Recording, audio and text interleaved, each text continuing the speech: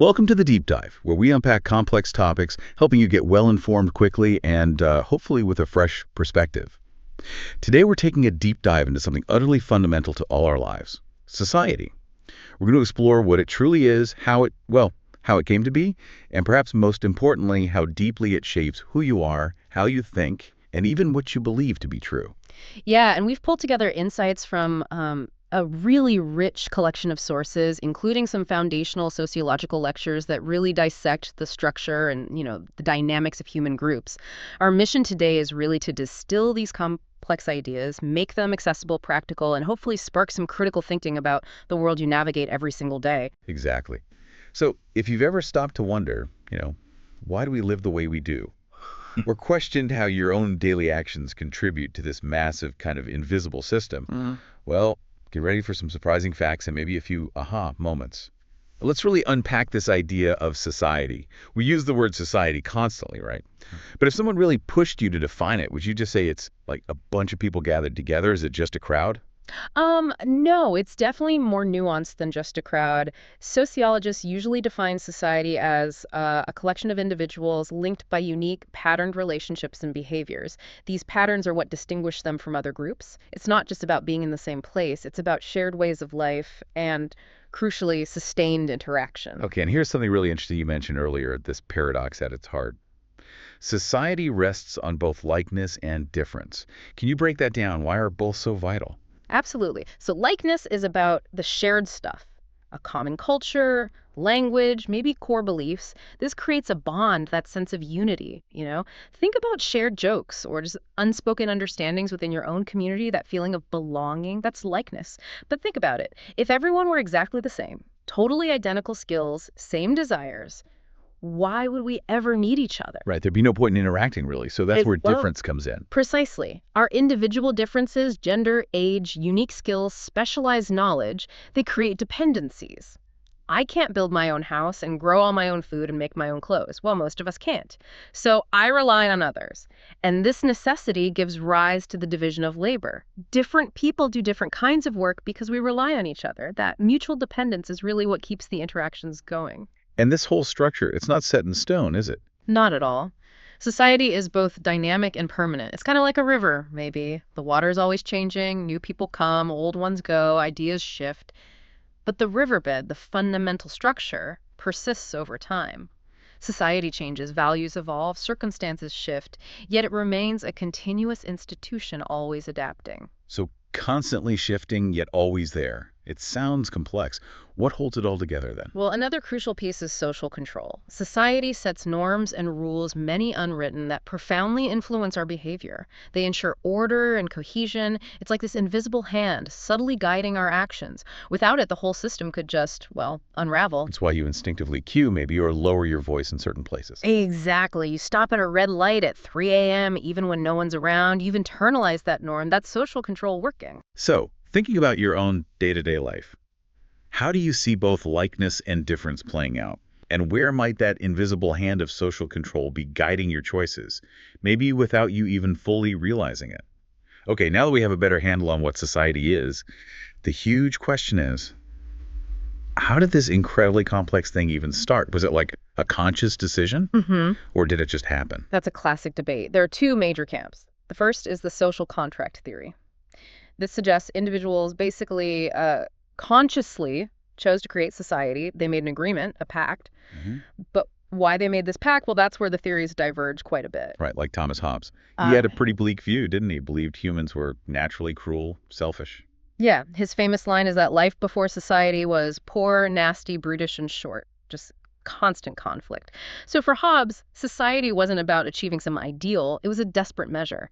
People surrendered their autonomy to a powerful authority just to get some peace and protection from each other. Okay, but then you have someone like Jean-Jacques Rousseau with a totally different take. Completely different. Rousseau imagined this earlier noble savage phase where life was actually pretty free and happy.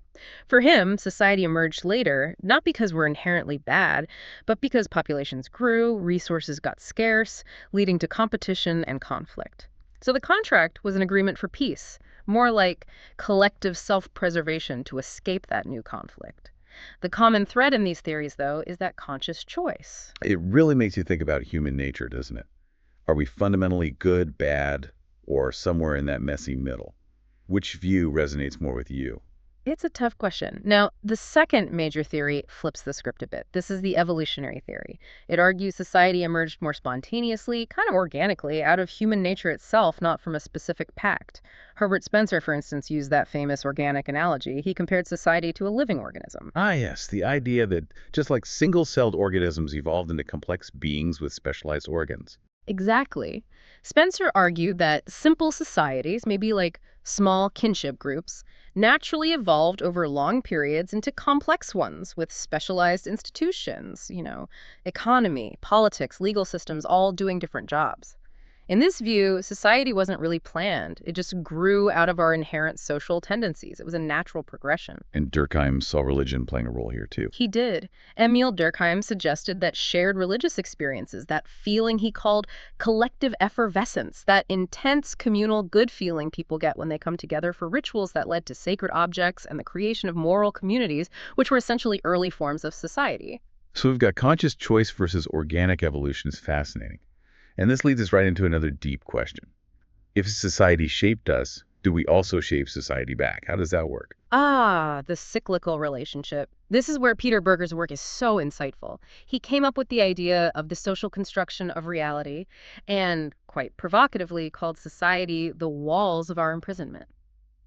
We might feel free, but our actions, even our perceptions, are often guided by these societal norms and structures that existed long before we were born and will probably be here long after we're gone. How does that happen day to day? Well, Berger talked about habitualization. We do certain things repeatedly, they become habits. Then, when lots of people share these habits, they become institutionalized, almost taken for granted as the way things are. They become our perceived reality. And this ties into that idea of the self-fulfilling prophecy too, right? Exactly. R.K. Merton's concept of the self-fulfilling prophecy is key here. If enough people believe something is true, even if it's initially false, their actions based on that belief can actually make it true. The classic and quite dramatic example is a bank run.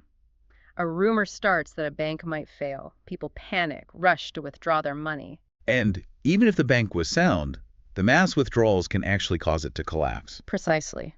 The belief created the reality. And this shows how profoundly your perception of reality can shift just based on the social context. Think about, say, having $1 million. In a small village, you might feel incredibly wealthy. In a major city like London or New York, maybe just comfortably middle class, same money, different socially constructed reality. Wow. So how does Berger see this construction process working over time? Is there a pattern? He describes this three-stage cycle. First, externalization. Individuals create social structures through their interactions. Think of early humans forming families or work groups. Second, objectification. These structures start to take on a life of their own. They become objective realities, permanent institutions like marriage, government, the economy. They seem to exist independently of the individuals who created them. And third, internalization. New generations are born into the society. They learn these established structures and norms through socialization, and they adopt them as their own reality, often without question. So, it's a loop. We create society, society becomes objective, and then society shapes us. It really forces you to ask, how much of what I consider my truth is genuinely my own versus something I've internalized from the society I grew up in? That's the core question. And Ferdinand Tönnies offered another way to look at the types of social bonds within different societies with his ideas of Gemeinschaft and Gesellschaft. Right, Gemeinschaft is more like community. Exactly. Gemeinschaft is typically found in traditional rural settings. Relationships are personal, often lifelong, based on deep emotional ties, kinship, and tradition. He called the motivation here natural will. Imagine villagers helping each other harvest, sharing food, a real sense of collective identity and belonging, not driven by profit. Okay, and Gesellschaft is? Gesellschaft is more like association or society in the modern sense. It's characteristic of urban, industrial, cosmopolitan life. Relationships tend to be individualistic, impersonal, often short-term, competitive, and contractual. They're driven by what Tönnies called rational will, logic, calculation, self-interest, efficiency, profit. Think about most of your interactions in a big city, buying things, dealing with bureaucracy. It's often about the transaction, the utility, not a deep personal bond. Modern life is heavily weighted towards Gesellschaft, though Gemeinschaft still exists, of course. So these permanent structures, the objectified ones, Berger talked about marriage, the state, the economy, these are what sociologists call social institutions, right? What exactly defines them? Yeah, they're the established building blocks. M.T. Majumdar defined a social institution as a collective mode of response or behavior which outlasted a generation and prescribes a well-defined way of doing things. They're essentially the recognized, standardized ways societies meet their fundamental needs. Like marriage, again, it's a recognized, generally accepted way to form a family, raise children, pass on property with established norms and rituals that have persisted for a very long time. Perfect example. Institutions generally share some key features. They're pretty universal. Every society has some form of family, economy, etc. They're regulated by norms. They satisfy crucial individual and societal needs like reproduction or maintaining order. They tend to be relatively permanent, though they can change slowly. And they often use symbols. Think of a wedding ring, a national flag, a school uniform to represent their identity and purpose. And Ralph Linton broke them down into two main types. He did. Primary institutions are seen as the most fundamental and universal ones, shaping our basic personality. The handy acronym is REES: religion, economy, education, family, and state or government. Almost every society has these in some form. And secondary institutions. Secondary institutions are more specific manifestations or expressions of those primary ones, adapted to particular societies or needs. So education is primary.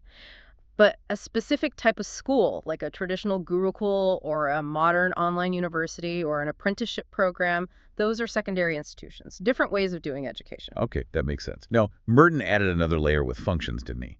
Manifest and latent. Yes, this is crucial. Manifest functions are the intended, obvious, conscious purposes for which an institution is created. So the manifest function of a university is clear. To educate students, grant degrees, conduct research, it's what it's supposed to do, openly. But then there are the hidden ones, the latent function. Exactly. These are the unintended, often unrecognized consequences or outcomes of the institution's activities. They can be positive, negative, or just neutral. For example, while the manifest function of college is education, a latent function might be matchmaking. Lots of people meet future spouses there. Or it could be keeping young people out of the job market for a few years. These aren't the stated goals, but they happen. I remember the example of a training academy whose latent function turned out to be acting like a marriage bureau. Right. That's a perfect example. And here's where it gets really interesting. When these latent functions become harmful or disruptive to the social order, say, if religion starts causing deep social conflict instead of cohesion, Merton called them dysfunctions. And paradoxically, these dysfunctions can actually become powerful forces driving social change as people react against the negative consequences. That's fascinating. It makes you look at institutions differently, doesn't it? How many in your life have these hidden functions, good or bad, that you just never consciously considered? And how are they shaping things? Okay, so society is this big abstract structure with institutions, but how do we actually experience it day to day? It's mostly through social groups, isn't it? Precisely. A social group isn't just any collection of people. It involves individuals who interact regularly, often face-to-face, who have defined status and role relationships like leader-follower, parent-child, and who share norms that regulate their behavior within that group. While society might be millions of people, your actual lived experience is usually with a much smaller number, maybe a few hundred people you interact with consistently. These are your immediate social groups. And C.H. Cooley gave us a really fundamental way to classify these groups, primary and secondary. Yes, classic distinction. Primary groups are typically small, intimate, involving face-to-face interaction over a long time. Think deep emotional bonds, mutual support, cooperation. The classic example is your family, or maybe a very close-knit group of childhood friends. These groups are crucial for fulfilling our psychological needs for belonging and are fundamental in shaping our personality, our sense of self. And secondary groups are the opposite, really. Pretty much. Secondary groups tend to be larger, more formal, often impersonal, and focused on achieving specific goals utilitarian. Membership is often voluntary, and communication might be indirect. Think of your colleagues at a large company, your fellow students in a big university lecture class, members of a political party. They facilitate the division of labor, provide platforms for competition, achieving specific tasks. Interestingly, though, even within large secondary groups, smaller, more intimate primary groups often form like a close circle of friends within a big office. Now, Merton added another concept, reference groups. These sound important for how we see ourselves. They really are. Reference groups are groups that we use as a standard for comparison or evaluation, even if we don't belong to them.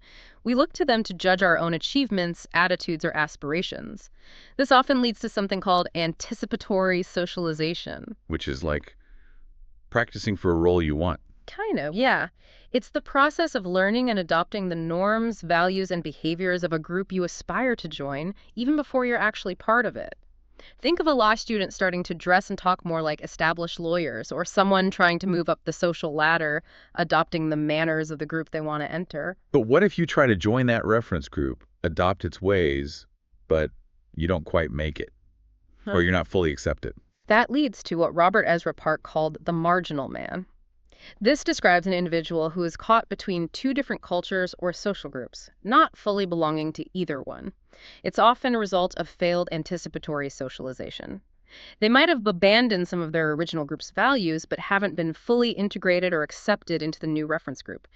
This can lead to a real sense of identity struggle, confusion, being on the edge of both worlds. Think about the potential challenges faced by some second-generation immigrants, for example. Okay, so within these groups, and society at large, we all occupy certain positions. That's status, right? Correct. Status is simply your social position, the place you occupy in the social structure. And there are different ways we get status. Ascribed status is one you're born with or acquire involuntarily later in life. Things like your race, ethnicity, gender, your family background, sometimes age. You don't choose it. Then there's achieved status, which you acquire through your own efforts, choices, talents, or lack thereof. Becoming a doctor, an artist, a college graduate, or even a dropout, those are achieved statuses. And then there's the idea of a master status. Yes, master status is a concept that suggests one particular status often becomes the most defining one for an individual. It overshadows other statuses and becomes the primary way others see and interact with that person. For many, their occupation becomes a master status. Someone is the doctor or the teacher, and that shapes many interactions. It can be positive, like a respected professional, but unfortunately, it can also be negative. Sometimes a disability or being unemployed or having a criminal record can become a master status that heavily stigmatizes a person. And tightly linked to status is role. If status is the position, role is the expected behavior. Exactly. Role refers to the set of behaviors, obligations, and privileges expected of someone who occupies a particular status. If your status is student, your role includes attending classes, studying, taking exams. Now, initially, Ralph Linton thought it was pretty straightforward. One status, one role. But Robert Merton later refined this with the idea of the role set. Meaning one status can actually have multiple roles attached? Precisely. A single status, like teacher, involves a whole set of roles. The teacher interacts differently with students, educator, mentor, disciplinarian, with colleagues, peer, with administrator, subordinate, with parents, advisor. That's the role set. Okay, but juggling all those expectations sounds like it could get complicated. It definitely can. That leads to two common challenges: role strain and role conflict. Role strain involves tension or difficulty in fulfilling the multiple expectations associated with a single social position. Think of a surgeon who has to be both technically brilliant and highly empathetic. Sometimes the demands of one aspect make it hard to fulfill the other within that single role of surgeon.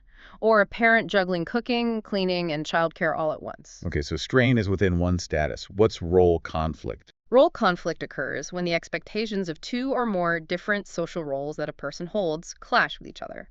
For example, your role as an employee might require you to work late, conflicting with your role as a parent who needs to pick up a child from daycare. Or being a dedicated student conflicting with being a supportive friend who wants to hang out. The demands of different statuses are pulling you in opposite directions. I think many people can relate to that juggling act. Which of those do you find most common or challenging in your own life? Role strain within one hat you wear, or role conflict between different hats? It's a constant negotiation for most of us, I think. So how do we actually learn all these roles, norms, statuses, and expectations? How do we become functioning members of society? That's socialization, isn't it? Yes, socialization is that lifelong process through which we learn the attitudes, values, and behaviors appropriate for members of a particular culture. It's how we become us. C.H. Cooley had a fascinating idea called the looking glass self. He suggested we build our self-concept, our idea of who we are, based on how we imagine others see us. So it's not necessarily how they actually see us, but our perception of their judgment. Exactly. 3 steps. We imagine how we appear to others. We imagine their judgment of that appearance. And then we develop feelings pride, shame, embarrassment based on that imagined judgment. It's like looking in a social mirror. G.H. Mead built on this with his concepts of the I and the me. The I is the spontaneous, impulsive, unsocialized part of the self. The me is the socialized self, the part that's aware of societal attitudes and expectations. So the me kind of keeps the I in check. In a way, yes. The me internalizes society's view and guides the actions of the I based on how it anticipates others will respond. And then Irving Goffman took this even further with his dramaturgy approach. He saw social life as a theatrical performance. Like we're all actors on a stage. Pretty much. We present different selves or masks depending on the social setting, our front stage performance for public consumption and our backstage where we can relax and be ourselves. Goffman also wrote powerfully about stigma. Any attribute that discredits a person or marks them as other or less desirable. This could be a physical deformity, a perceived character flaw like addiction or mental illness, or belonging to a devalued group, tribal stigma.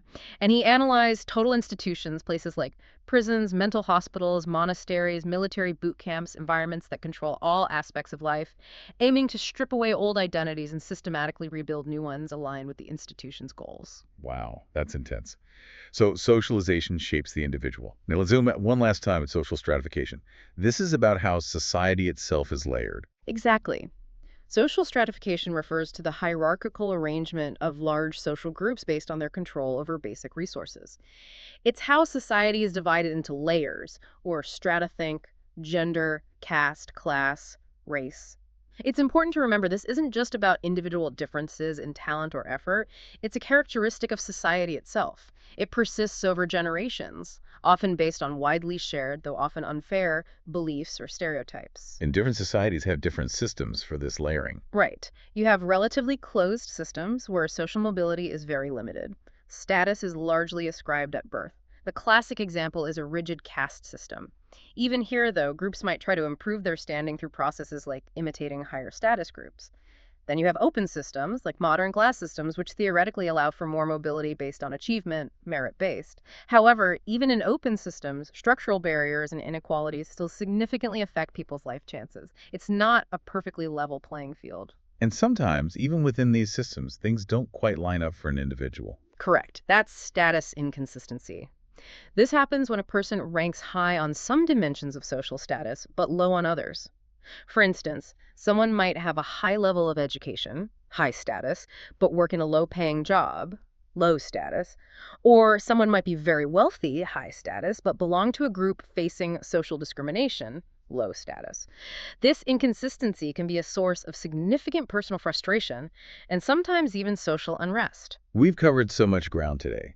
We've gone from the very definition of society, this complex web of relationships, Through theories of how it began, how it shapes us through things like social construction and institutions. to how we experience it through group status, roles, and how we learn it all through socialization, and finally, how society itself is structured through stratification. It really shows how human interaction builds these norms, how institutions make them last, and how our specific place within all these structures impacts almost every aspect of our daily lives. Yeah, this deep dive has definitely shown that society isn't just some passive backdrop. It's an active, dynamic force, something that is constantly being constructed and, importantly, reconstructed by individuals, by you. Which leads to a final, maybe provocative thought to leave you with. If society can feel like, as Berger put it, walls of imprisonment shaping our thoughts and actions, but it's also ultimately a product of human action, of our collective choices and interactions, then what conscious choices can you make starting today to potentially influence or reshape the next iteration of your own societal reality, even in small ways? Something to definitely think about. Keep exploring, keep questioning, and join us next time on The Deep Dive.